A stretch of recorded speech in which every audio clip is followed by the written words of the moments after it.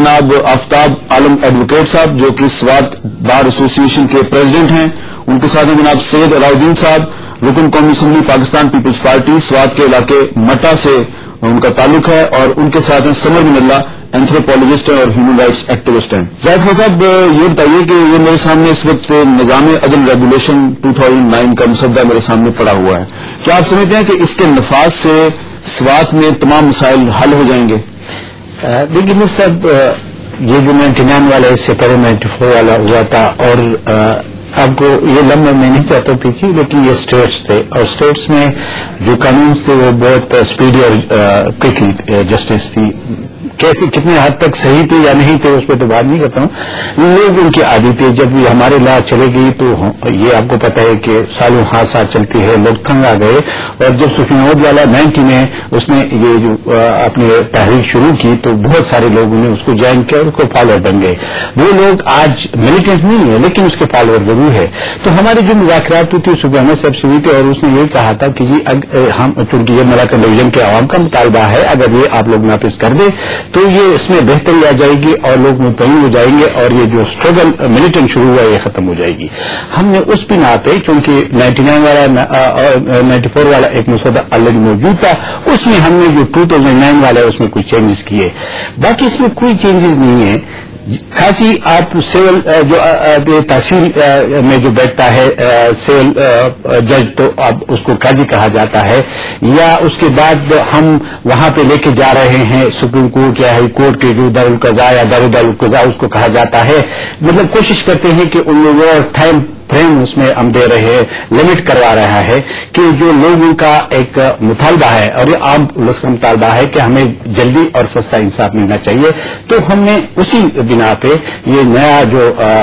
2009 جس کو ہم کہتے ہیں ریگولیشن نظام عدل، یہ ہم وہاں پہ انشاءاللہ لاگو کریں گے جب صدر صاحب دستخط کرے گا، اور انہیں امید ہے کہ دیکھیے کہ جس دن سے معاہدہ ہوا ہے یا ان کے ساتھ ایک لفظ نامہ کیا تو سوات عام لفظ کے لیے پرامن ہے۔ عام لفظ بازاروں میں بھی جاتے آتے ہیں، اس طرح کی نہیں کہ ایک خون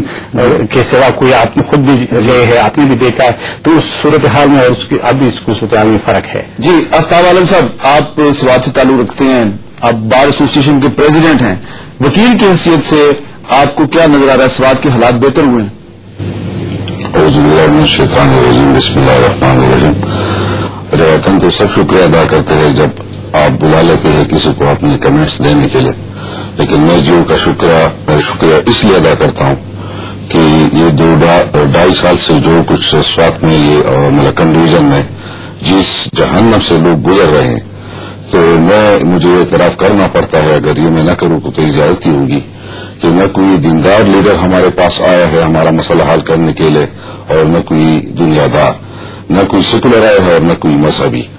بلکہ وہ اس وقت بھی وہ اس ماحول سے اپنا پولیٹیکل مائلیج حاصل کرتے ہیں۔ لیکن میڈیا اور بالخصوص جیو یہ ان دنوں بھی ہمارے ساتھ سوات میں کھڑا تھا جب موسیٰ خان خیل کا قتل ہوا، بہت بروٹلی اس کو مرڈر کیا گیا،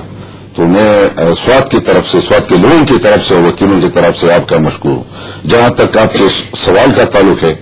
تو اصل مسئلہ سب سے پہلے تو یہ میں ذمہ داری سے بات بتا سکتا ہوں کہ سوات میں اور ملاکنڈ ڈویژن میں جو اپرائزنگ چل رہی ہے 2.5 سال سے، یہ اس کی وجہ یہ نہیں تھی۔